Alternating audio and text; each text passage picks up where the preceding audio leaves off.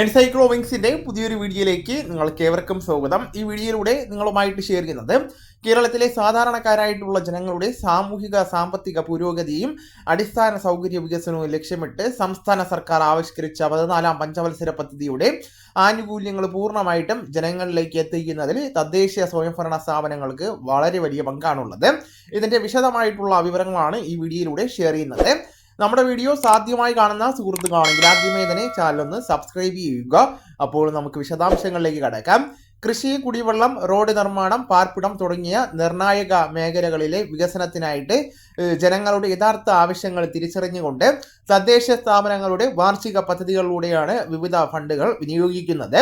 അതിനാൽ തന്നെ തങ്ങളുടെ പ്രദേശത്തെ വികസന പ്രവർത്തനങ്ങളിൽ സജീവമായിട്ട് പങ്കാളികളാകുവാൻ ഓരോ പൗരനും ഗ്രാമസഭകളിൽ പങ്കെടുക്കുകയും ആവശ്യങ്ങളും ഗുണഭോക്തൃ പട്ടികയുമായിട്ട് ബന്ധപ്പെടുത്തിയുള്ള വിവരങ്ങളും കൃത്യമായിട്ട് സമർപ്പിക്കുകയും ചെയ്യേണ്ടത് വളരെ പ്രധാന കാര്യമാണ്.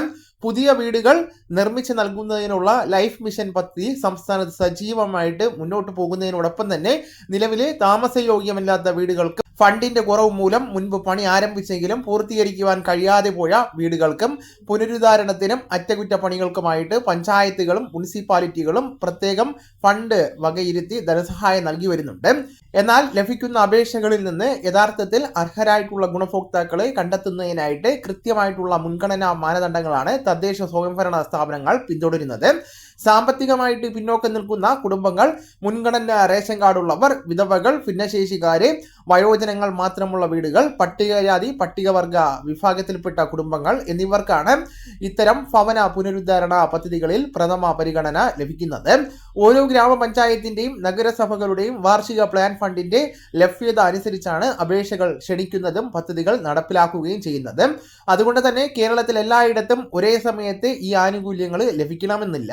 അതിനാൽ നിങ്ങളുടെ വാർഡിൽ നിലവിൽ ഇത്തരം അപേക്ഷകൾ സ്വീകരിച്ചു തുടങ്ങിയിട്ടുണ്ടോ എന്ന കാര്യം ബന്ധപ്പെട്ട വാർഡ് മെമ്പർ വഴിയോ തദ്ദേശ സ്ഥാപനത്തിന്റെ ഓഫീസിൽ നേരിട്ട് അന്വേഷിച്ചോ ബോധ്യപ്പെട്ടതിന് ശേഷം മാത്രമേ അപേക്ഷാ ഫോം കൈപ്പറ്റി പൂരിപ്പിക്കാവൂ എന്ന കാര്യം പ്രത്യേകമായിട്ട് ശ്രദ്ധിക്കേണ്ടതാണ്.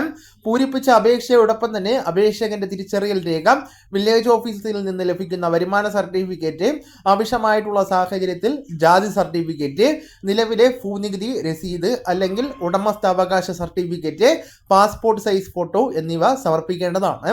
അതോടൊപ്പം തന്നെ വീടിന്റെ നിലവിലെ ശോചനീയാവസ്ഥ വ്യക്തമാകുന്ന പോസ്റ്റ് കാർഡ് സൈസ് ഫോട്ടോയും അപേക്ഷയോടൊപ്പം തന്നെ നിർബന്ധമായിട്ടും ഉൾപ്പെടുത്തേണ്ടതാണ്.